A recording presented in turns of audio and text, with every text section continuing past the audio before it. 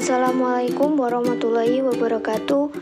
Pada video kali ini kami dari kelompok 11 akuntansi manufaktur akan membahas mengenai biaya tenaga kerja 1.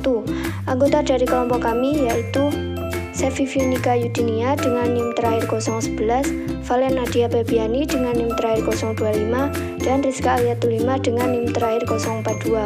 Hal-hal yang dibahas pada pertemuan kali ini yaitu yang pertama, membahas tentang definisi biaya tenaga kerja. Yang kedua ada penggolongan kegiatan dan biaya tenaga kerja.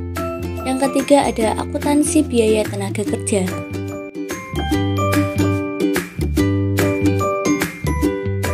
Definisi biaya tenaga kerja.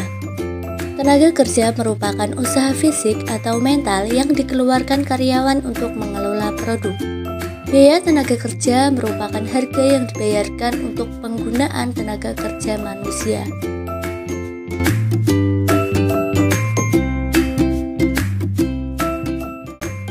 Penggolongan kegiatan dan biaya tenaga kerja.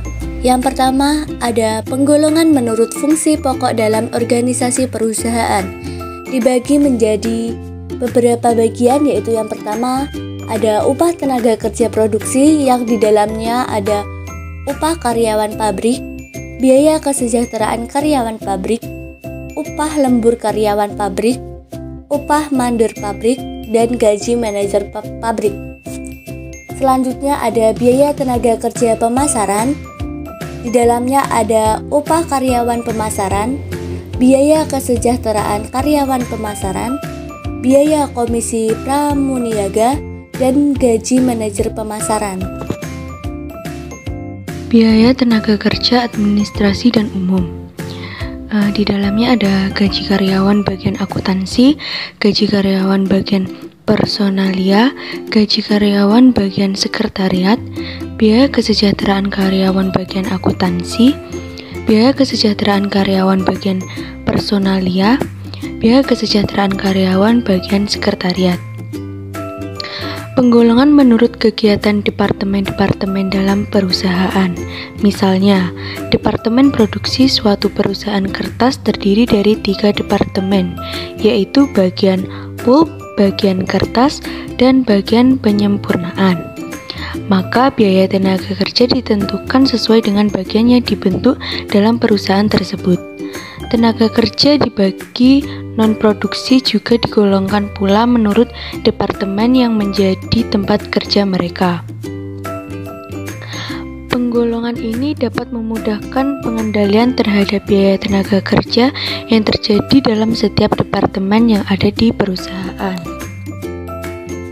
Penggolongan menurut jenis pekerjaan. Dalam suatu departemen, tenaga kerja dapat digolongkan menurut sifat pekerjaannya. Misalnya, dalam departemen produksi, tenaga kerja digolongkan menjadi operator, mandor, dan penyelia atau superintenden. Penggolongan ini digunakan sebagai penetapan diferensiasi upah standar kerja. Berikutnya ada penggolongan menurut hubungan dengan produk. Menurut hubungan dengan produk, tenaga kerja dibagi menjadi 2, yaitu tenaga kerja langsung dan tenaga kerja tidak langsung. Tenaga kerja langsung adalah semua karyawan yang secara langsung ikut memproduksi produk jadi, yang jasanya dapat diusut secara langsung kepada produk dan upahnya merupakan bagian yang besar dalam memproduksi produk. Yang kedua, tenaga kerja tak langsung, yang merupakan tenaga kerja yang jasanya tidak secara langsung dapat diusut kepada produk. Upah dari tenaga kerja tak langsung ini merupakan elemen dari biaya overhead pabrik.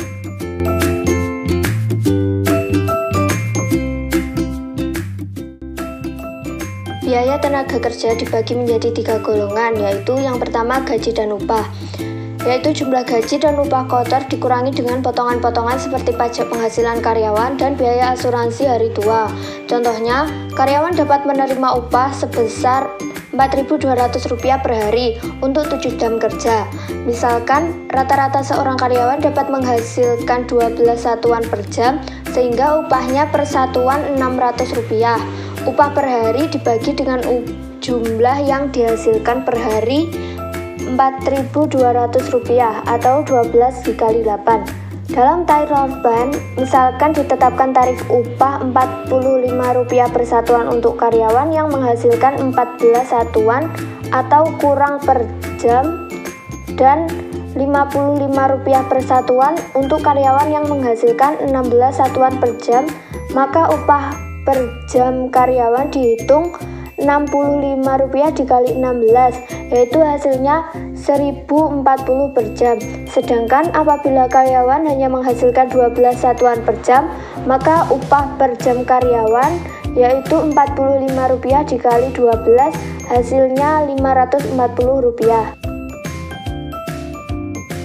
Yang kedua yaitu premi lembur. Contohnya, jika karyawan bekerja lebih dari 40 jam satu minggu, maka mereka berhak menerima uang lembur dan premi lembur.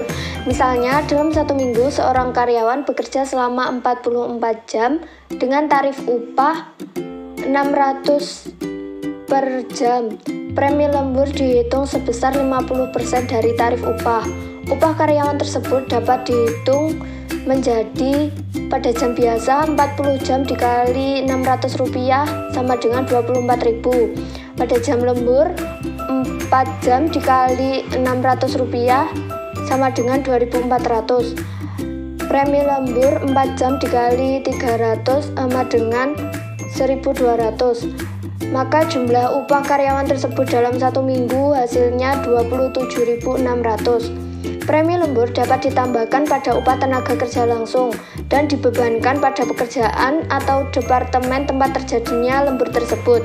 Premi lembur dapat diperlakukan sebagai elemen biaya overhead pabrik atau dikeluarkan sama sekali dari HPP dan dianggap sebagai biaya periode. Yang ketiga, biaya-biaya yang berhubungan dengan tenaga kerja, yaitu ada setup time. Merupakan biaya pemula produksi yang meliputi pengeluaran-pengeluaran untuk membuat rancang bangun, penyusun mesin dan peralatan, latihan bagi karyawan, dan kerugian-kerugian yang timbul akibat belum adanya pengalaman. Biaya yang berhubungan dengan tenaga kerja yang selanjutnya yaitu waktu menganggur. Contohnya, seorang karyawan harus bekerja 40 jam per minggu, upahnya Rp600 per jam. Dari 40 jam kerja tersebut, misalnya 10 jam merupakan waktu menganggur dan sisanya digunakan untuk mengerjakan pesanan tertentu. Jurnal untuk mencatat biaya tenaga kerja tersebut adalah barang dalam proses, biaya tenaga kerja langsung Rp18.000 pada debit, biaya overhead pabrik sesungguhnya Rp6.000 pada debit, gaji dan upah Rp24.000 pada kredit. Sekian video dari kelompok kami, ada kurang lebihnya kami mohon maaf, semoga bermanfaat. Wassalamualaikum warahmatullahi wabarakatuh.